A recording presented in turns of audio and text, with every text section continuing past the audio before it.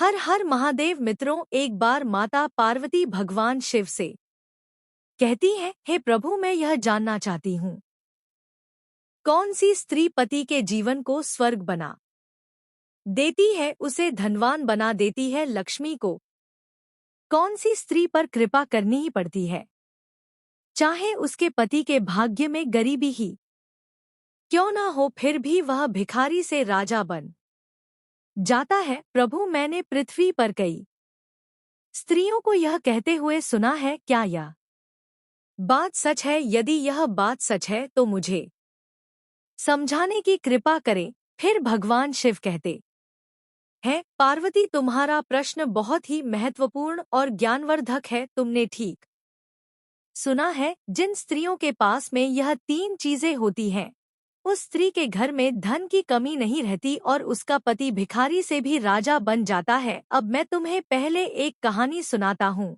इस कहानी को पहले ध्यान से सुनो, उसके बाद में मैं तुम्हें बताऊंगा कि स्त्री के पास में वह कौन सी तीन चीजें होती हैं, जिसकी वजह से उसके घर में कभी धन की कमी नहीं रहती और उसका पति भिखारी से राजा बन जाता है। भगवान शिव कहते हैं, पार्वती, एक समय की बात है, एक बार एक गांव का नौजवान एक राजा की फौज में भर्ती हुआ। जिस समय उसके देश के राजा की लड़ाई दूसरे देश के राजा के साथ में हुई, वह अन्य सिपाहियों के साथ में बड़ी बहादुरी से लड़ा और हमेशा सबसे आगे ही रहा। वहीं जब तक लड़ाई चलती रही उसकी जिंदगी ठीक ठाक चलती रही, पर जब दूसरे देश के राजा ने शांति का ऐलान किया तो अचानक ही लड़ाई बंद हो गई। अब राजा को इतनी सारी फौज की जरूरत नहीं थी, अतः उसने बहुत से सिपाहियों को फौज से निकालने की आज्ञा दे दी। वहीं राजा के सेनापति को मजबूरन बहुत से नौजवानों को सेना से निकालना पड़ा। वहीं निकाले गए सिपाहियों में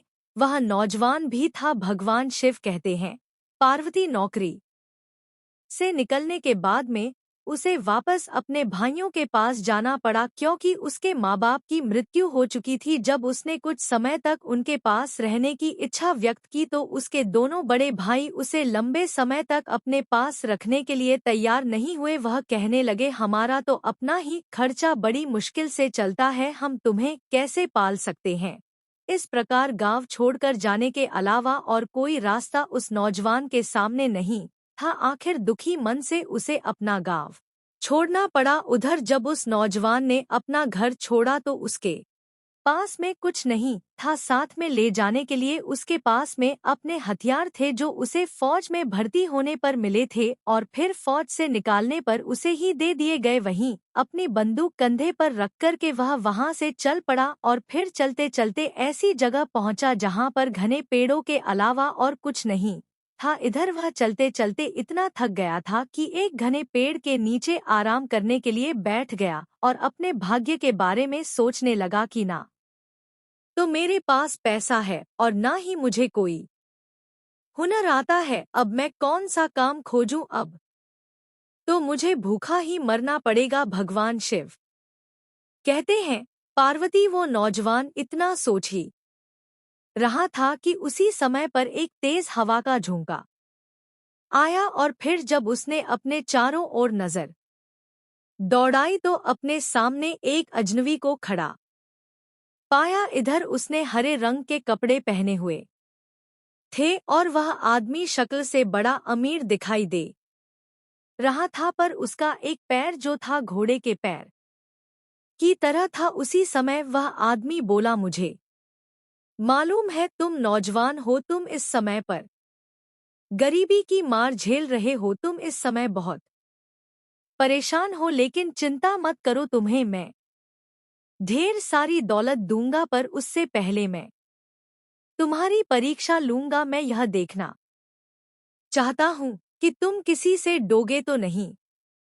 वही नौजवान सिपाही बड़े गर्व से बोला, एक सिपाही और डर, यह दोनों बातें साथ साथ नहीं चलती, तुम मेरी परीक्षा लेकर देख सकते हो।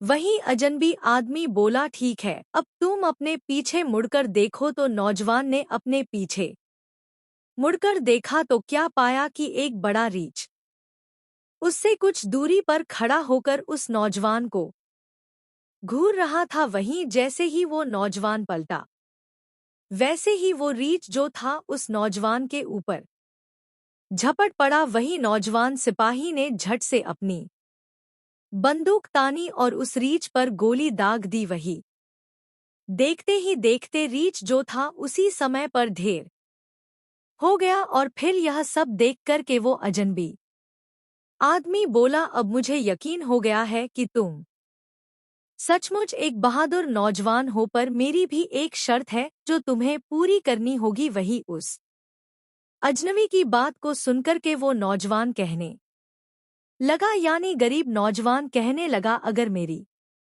आत्मा इसकी अनुमति देगी तो मैं तुम्हारी शर्त जरूर मानूंगा। तुम अपनी शर्त बताओ। वही वो अजनबी आदमी बोला, यह तुम खुद ही देख लेना। मेरी शर्त यह है कि आने वाले 7 वर्षों में तुम ना तो नहाओगे, ना ही दाढ़ी बनाओगे, ना ही सिर के बाल कटवाओगे, और ना ही हाथ तथा पैरों के नाखून काटोगे, और ना ही ईश्वर की पूजा करोगे। बस मैं तुम्हें एक बड़ा सा कोट दूंगा जिसे तुम इन 7 सालों तक पहन करके रखोगे। अगर तुम इन 7 सालों के बीच में मर जाते हो तो तुम मेरे हो, पर अगर तुम जीवित बच जाते हो तो मैं तुम्हें अपनी शर्त से आज़ाद कर दूंगा और इतना सारा धन दूंगा जिससे तुम सारी जिंदगी आराम से गुजार सकोगे और तुम्हारे कोट की जेबें हमेशा धन से भरी रहेंगी। भगवान शिव कहते हैं, पार्वती वही नौजवान सिपाही जिसे अपना भविष्य अंधकारमय दिखाई दे रहा था, उसने कुछ देर तक सोच विचार किया और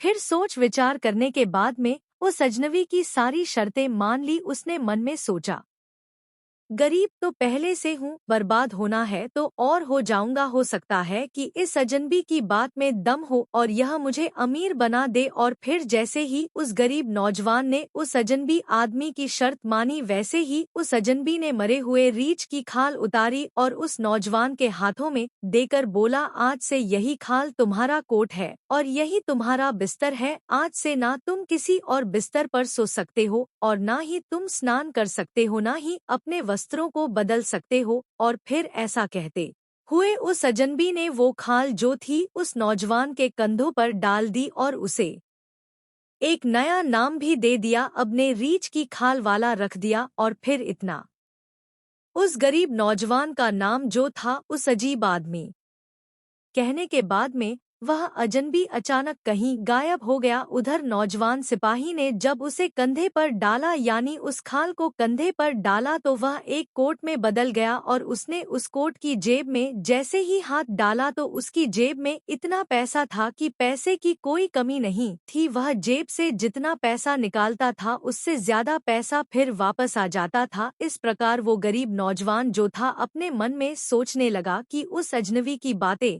तो वास्तव में सच निकली। उसने जो कहा था वह सच ही कहा था, क्योंकि इस कोट में इतने सारे पैसे हैं कि कभी खत्म होने का नाम ही नहीं लेते। और फिर इस प्रकार वो नौजवान सिपाही जो था उस घने जंगल से बाहर निकला। वही उसने मन ही मन में सोचा कि अपनी मजबूरी के कारण उसे उस शैतान की सारी शर्तें माननी पड़ी है, क्योंकि अब वो ईश्वर की प्रार्थना भी नहीं कर सकता था। पर वह इस समय यदि कर सकता था तो केवल अपने धन से गरीब लोगों का भला कर सकता था, क्योंकि उसे इतने सारे धन का क्या करना था। उसके पास में धन की कोई कमी नहीं थी। भगवान शिव कहते हैं, पार्वती इस प्रकार 1 साल तो किसी तरह से बीत गया, पर दूसरा साल शुरू होते ही उसका सारा मुंह दाढ़ी और सिर के बालों से ढक गया। हाथों और पैरों के नाखून भी बहुत बढ़ गए। महीनों नहाने की वजह से उसका पूरा शरीर मिट्टी से भर गया था। जो कोई भी उस नौजवान को देखता वह डर कर भाग जाता था। पर जब वह अपनी जेब से निकाल करके लोगों को पैसे बांटता था तो कुछ उससे पैसे लेने के लिए उसके पास में आ जाते थे। इस प्रकार वो नौजवान जो था सभी लोगों से अनुरोध करता था जिन्हें वह पैसे देता था कि आप सभी लोग ईश्वर से मेरे लिए यह प्रार्थना करें कि मैं 7 सालों के बीच में ना मरूं, 7 वर्षों के बीच में मुझ पर कोई ऐसी आपदा ना आए जिससे मेरी मृत्यु हो जाए, मेरी रक्षा होती रहे। उधर वो नौजवान जो था जहाँ कहीं भी रहने की जगह ढूंढता तो घर का मालिक उसे डर के मारे अपने घर में जगह देने से कतरा जाता था। अगर वह किसी सराय में भी जाता तो मालिक उसे दूर से ही भगा देते, पर जब वह उन्हें ढेर सारा पैसा दिखाता तब कहीं जाकर के उसे रहने के लिए कोई सा कमरा दे दिया जाता था। इसी तरह धीरे धीरे 3 साल बीत गए और चौथा साल शुरू हो गया। अब तो उसकी शक्ल बहुत ही भयानक हो गई थी। रीछ के बालों के कोट की तरह ही उसकी सारी शक्ल हो गई थी। लोगों को यह पहचानना भी मुश्किल हो गया कि यह कोई आदमी है या 2 पैरों वाला कोई वन मानुष है। वहीं चौथे साल में एक बार घूमते घूमते वो नौजवान एक सराय में कुछ देर रहने के लिए पहुंचा, पर सराय के मालिक को केवल उसकी आवाज ही सुनाई दी, उसका चेहरा उसे दिखाई नहीं दिया। रहना भी उस सराय के मालिक के लिए मुश्किल हो गया, क्योंकि उस नौजवान के शरीर से बहुत बदबू आ रही थी, क्योंकि उसने कई सालों से स्नान नहीं किया था। उधर उस सराय के मालिक ने अपनी सराय में तो क्या अपने अस्तबल में भी उसे ठहरने की जगह देने से इनकार कर दिया, क्योंकि उसे डर था कि कहीं इस आदमी की शक्ल देखकर के उसके घोड़े अस्तबल छोड़कर के ना भाग जाएं। उधर जब नौजवान सिपाही ने उस सराय के मालिक के सामने ढेर सारा पैसा रखा तो उसने सराय से दूर नौकरों के लिए बनाए गए कमरे में उसे रहने की अनुमति दे दी, पर उससे वचन लिया कि वह वहां पर रहेगा, तब तक अपने कमरे से कभी बाहर नहीं निकलेगा, नहीं तो उसके डर से कोई भी उस सराय में रहने नहीं आएगा। वही नौजवान सिपाही ने उस सराय के मालिक की सारी शर्तें मान ली, पर जब शाम के समय नौजवान सिपाही अकेले अपने कमरे में बैठा सोच रहा था कि उसके 7 साल पूरे क्यों नहीं हो रहे हैं, वह इतनी भयंकर जिंदगी और कैसे जी सकता है। तभी उसे अपने बराबर वाले कमरे से किसी आदमी के जोर जोर से रोने की आवाज आई, क्योंकि वो नौजवान जो था बहुत ही दयालु प्रकृति का इंसान था। अतः वो अपने कमरे का दरवाजा खोलकर बाहर निकला। फिर उसने देखा कि साथ वाले कमरे में एक बूढ़ा आदमी अपना सिर पीट पीट कर रो रहा है। वही रीछ की खाल वाला वो नौजवान उसके पास पहुंचा तो उसकी चीखें बाहर तक सुनाई देने लगी। वही वो बूढ़ा डर के मारे अपने कमरे से भागना चाहता था। उसी समय नौजवान सिपाही ने उसका हाथ पकड़कर उसे भागने से रोका और बड़े ही प्यार से उसके रोने का कारण पूछा। फिर उस रीछ की तरह दिखाई देने वाले आदमी से इंसानों की आवाज में बात करने पर बूढ़े आदमी का डर कुछ कम हो गया। वहीं उस वृद्ध आदमी ने उस नौजवान व्यक्ति को बताया कि वह इसलिए रो रहा है कि वह जुए में अपना सब कुछ हार गया है। अब उसके पास में एक भी पैसा नहीं है जिससे वह सराय के मालिक को कमरे का किराया भी दे सके, और यदि उसने कमरे का किराया सराय के मालिक को नहीं दिया तो सराय का मालिक उसे जेल भेज देगा। भगवान शिव कहते हैं पार्वती, इस प्रकार वह नौजवान बोला, तुम पैसों की चिंता मत करो, मेरे पास में बहुत पैसा है। और इतना कह के उस नौजवान ने यानी रीछ की खाल वाले आदमी ने अपनी जेबों से ढेर सारा पैसा निकाल करके उस बूढ़े के हाथों में रख दिया और कहा, अब तुम्हें रोने और दुखी होने की कोई जरूरत नहीं है, तुम इससे सराय का पैसा चुका सकते हो। और फिर इतना कह के उस नौजवान ने उस बूढ़े व्यक्ति को ढेर सारा धन भी उसे अपने साथ में घर ले जाने के लिए दे दिया। इस प्रकार वो बूढ़ा आदमी जो था उस रीछ की खाल वाले का बहुत ही शुक्रगुजार हुआ और बोला, तुम्हारे इस उपकार के बदले में मैं अपनी किसी भी एक बेटी से तुम्हारा विवाह कर दूंगा। तुम मेरे साथ में मेरे घर चलकर के अपनी इच्छा की लड़की चुन सकते हो। वहीं पहले तो वह नौजवान जो था उस बूढ़े की बात पर राजी नहीं हुआ, क्योंकि उसे मालूम था कि कोई भी लड़की उससे शादी करने के लिए कभी तैयार नहीं होगी। पर बूढ़े आदमी के आग्रह करने पर वह नौजवान व्यक्ति जो था उस बूढ़े के साथ में उसके घर जाने के लिए तैयार हो गया। वहीं नौजवान जब बूढ़े के घर पहुंचा तो बूढ़े ने अपना फैसला अपनी तीनों बेटियों को सुनाया और उनमें से एक बेटी को उस रीछ की खाल वाले से शादी करने के लिए कहा। वहीं जब दोनों बड़ी लड़कियों ने उस रीछ की खाल वाले को देखा तो वह डर से चीखती हुई बाहर भाग गई और अपने पिता की बात को मानने से साफ साफ इनकार कर दिया। वहीं फिर उस बूढ़े ने अपनी सबसे छोटी बेटी को बुलाया और उससे कहा कि तुम इस रीछ की खाल वाले व्यक्ति से शादी कर लो। वही अपने पिता की आज्ञा को स्वीकार करते हुए छोटी लड़की जो थी उस रीछ की खाल वाले से शादी करने के लिए तैयार हो गई, क्योंकि इसी आदमी ने उसके पिता को जेल जाने से बचाया था और उसे ढेर सारा धन भी दिया था। वही उस छोटी लड़की को लगा कि यह आदमी जरूर कोई भला इंसान होगा, नहीं तो कौन किसकी सहायता करता है। भगवान शिव कहते हैं, पार्वती इस प्रकार नौजवान ने अपने हाथ की अंगूठी उतारकर उस लड़की को दे दी और उसकी अंगूठी खुद पहन ली और फिर वो उस लड़की से बोला, मैं तुमसे अभी शादी नहीं कर सकता क्योंकि मुझे अभी इसी हालत में रहकर 3 साल और गुजारने हैं। मगर तुम इतना ध्यान रखना, अगर मैं इन 3 सालों में मर गया तो तुम पूरी तरह से आजाद हो, और अगर मैं इन 3 सालों में जीवित रहा तो आकर के तुम्हारे साथ मैं शादी जरूर करूंगा। बस तुम मेरे लिए इतना काम करना कि मेरे लिए ईश्वर से प्रार्थना करना कि मैं इन 3 सालों तक जिंदा रहूं।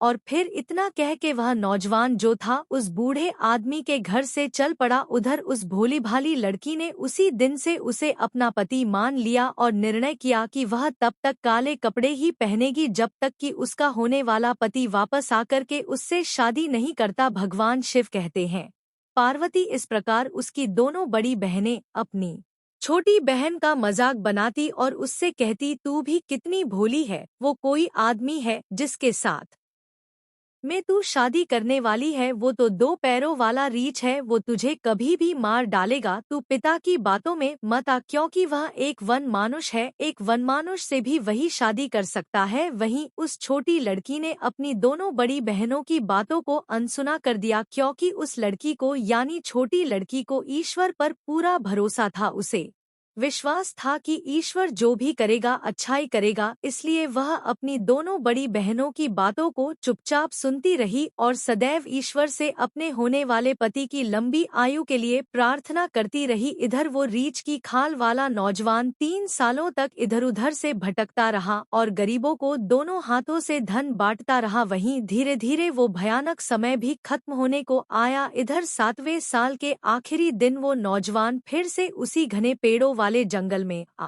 पहुंचा और वहीं एक पेड़ के नीचे बैठकर हरे रंग के कपड़े पहनने वाले उस अजनबी व्यक्ति की यानी उस अजनबी आदमी की प्रतीक्षा करने लगा जिसने उसे खाल की रीछ उड़ाई थी और 7 सालों का वचन लिया था क्योंकि अब उसके 7 साल पूरे हो चुके थे। भगवान शिव कहते हैं, पार्वती इस प्रकार उस नौजवान को बैठे हुए अभी थोड़ी ही देर हुई थी कि वहां पर आंधी आई और आंधी के साथ ही हरे कपड़े पहने हुए वो अजनबी आदमी उस नौजवान के सामने आकर खड़ा हो गया और बोला, तू जीत गया, तू मेरी तरफ से आजाद है, अब तू जहां भी चाहे जा सकता है। वही रीछ की खाल वाला नौजवान बोला, अभी तुम कहाँ जाते हो, मुझे पहले मेरी पुरानी शक्ल वापस करो क्योंकि मैंने तुम हारी शर्त को पूरी तरह से निभाया है। वहीं अजनबी ने खुद रीछ की खाल वाला उसका कोट उतारा, उसे नहलाया, उसकी दाढ़ी तथा सिर के बाल काटे, हाथ पैर के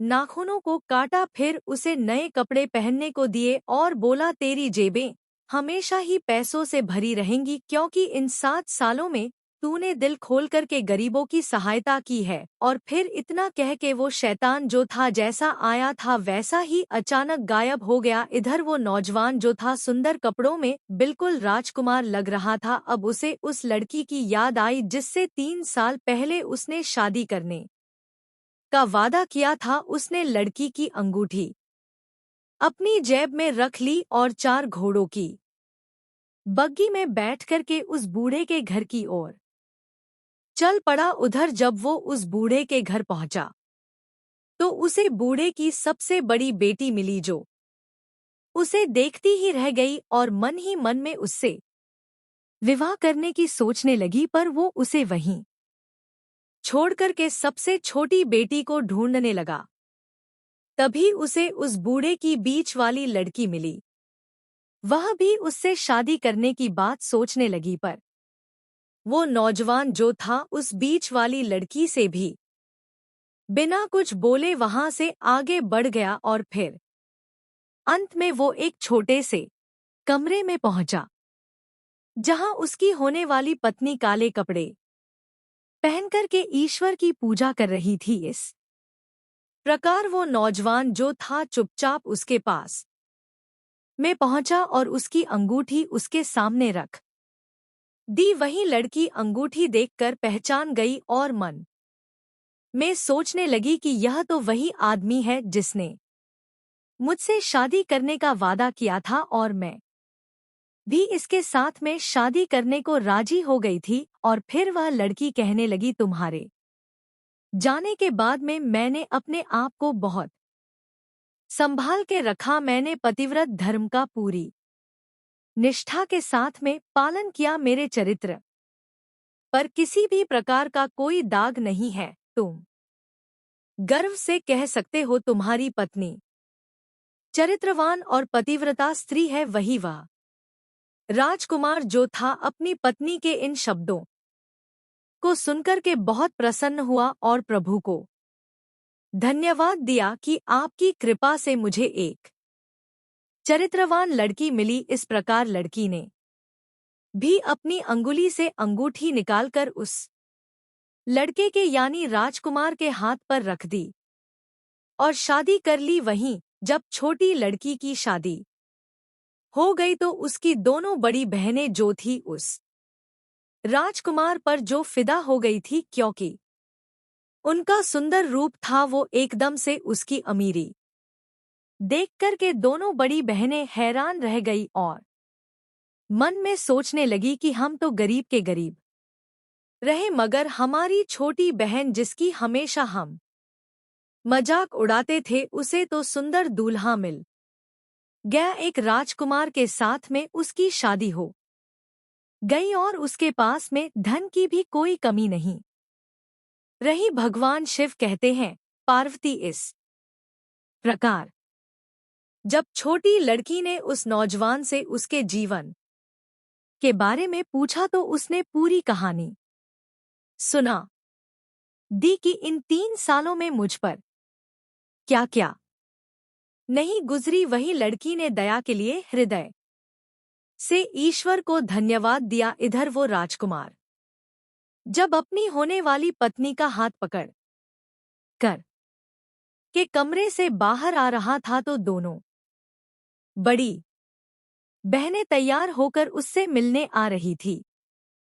पर जब उन्हें पता चला कि वह रीछ की खाल वाला ही व्यक्ति है जिसके साथ में उन्होंने कभी शादी करने को मना कर दिया था और छोटी लड़की ने हामी भर ली थी, और फिर गुस्से और नफरत से भरी बड़ी बहन ने घर के पास वाले कुएं में कूदकर और बीच वाली बहन ने पेड़ पर लटक कर के आत्महत्या कर ली। वही शादी के अगले दिन वह हरे कपड़े वाला जो शैतान था इन दोनों के सामने आकर खड़ा हो गया और फिर नौजवान और उसकी पत्नी को देख कर के बोला, देख तेरी एक जान के बदले मैंने 2-2 जाने ले ली। यह दोनों लड़कियां जो तेरी पत्नी की बड़ी बहनें हैं, ईर्ष्या और नफरत की आग में खुद ही जल गई और तू अपने साहस, दया तथा धैर्य की वजह से इस आग से बच गया। और फिर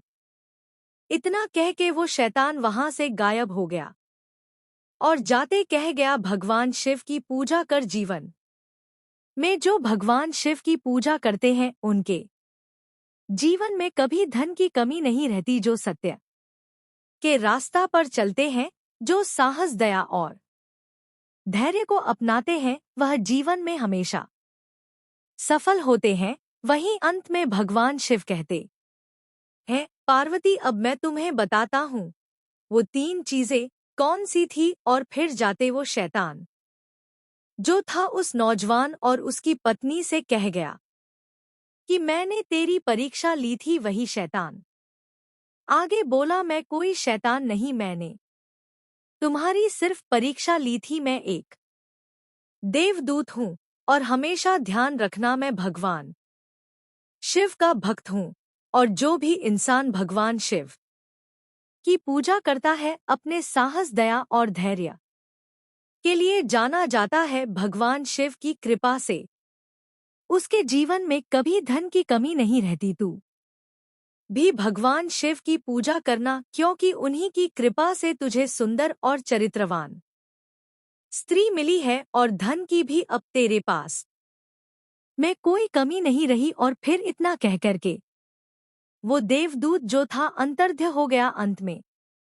भगवान शिव कहते हैं, पार्वती अब मैं तुम्हें बताता हूँ वह 3 चीजें कौन सी थी जिसकी वजह से शैतान ने उस व्यक्ति की जान बख्श दी और उसे अमीर रहने दिया। तो समझ लो, जो स्त्री ईर्ष्या और नफरत जैसे अवगुणों से दूर रहती है और जिसका चरित्र उज्ज्वल होता है, जो चरित्रवान होती है, पतिव्रता होती है, तो उसका पति इस गरीब आदमी की तरह अमीर हो जाता है। वही कहानी सुनने के बाद में माता पार्वती कहती है, प्रभु मैं समझ गई, आपकी लीला अपरंपार है। आप कभी देवदूत के रूप में, कभी शैतान के रूप में, पता नहीं कैसे कैसे दूतों के रूप में अपनी शक्तियों को भेजते हो, लोगों की परीक्षा लेते हो, उसके चरित्र की परीक्षा लेते हो, उसके धैर्य की परीक्षा लेते हो, और जब आप समझते हो कि यह इंसान आपकी परीक्षा में पास हो गया तो फिर आप उसे मालामाल कर देते हो। वही भगवान शिव कहते हैं, पार्वती तुम ठीक कहती हो। तो मित्रों, यदि आपको कहानी पसंद आई हो तो प्लीज आप हमारे चैनल को सब्सक्राइब करें।